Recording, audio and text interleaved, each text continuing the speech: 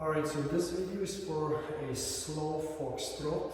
I'm going to start talking about the heel turns. First I will talk about the natural heel turn or right heel turn.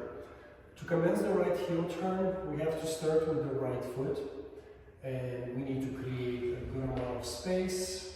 Then we place the feet together. We need to rotate over our heels. From here there is a soft rise, primarily to the ankles. The knees should stay soft and then the right foot should exit forward. The common mistakes that we would like to avoid when we're moving backwards, sometimes especially anticipating the movement, we may end up just dropping the foot. We still want to make sure that there is a space being created because our partner, the boy, the guy, moves towards us. So if we end up just dropping our weight, that creates a major hiccup. So there is a space.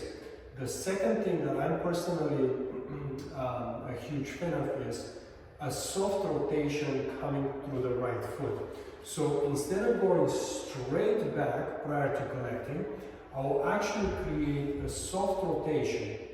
From here, I'll collect the feet. While collecting the feet, ideally the left foot of ours is going to be dragged through the heel. So instead of the foot being kept either flat or coming through the toe, I'll actually make sure that I'm pulling it through the heel. That kind of automatically sets up the feet for that heel turn before we move to the next thing. Especially working on foundation, instead of working with the head, changing left and right, I will literally just keep the head to the left. That kind of takes away the extra thing that we may have to think of otherwise. The second heel turn that I would like to discuss is obviously the natural heel turn, or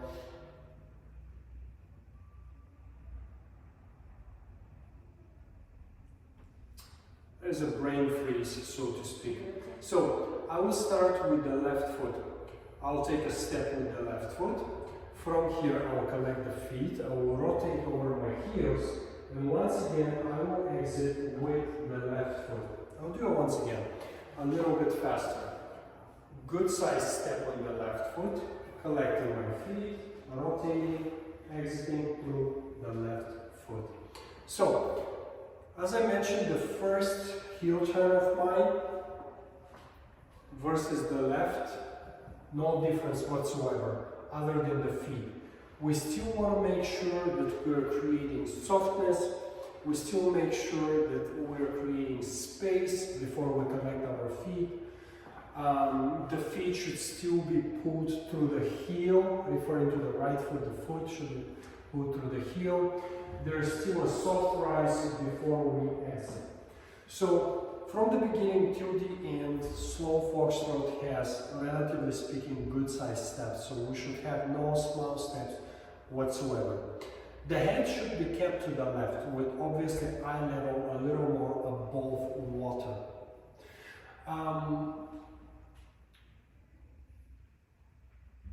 Making sure that we do not create anything choppy.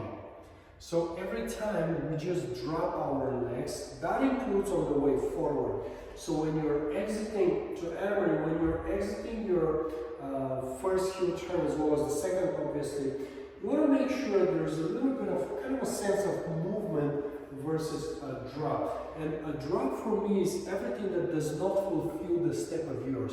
So if you end up just dropping your foot, it's kind of a negative thing to create. So after the rotation, you still want to make sure to create proper step, proper step, and then a movement.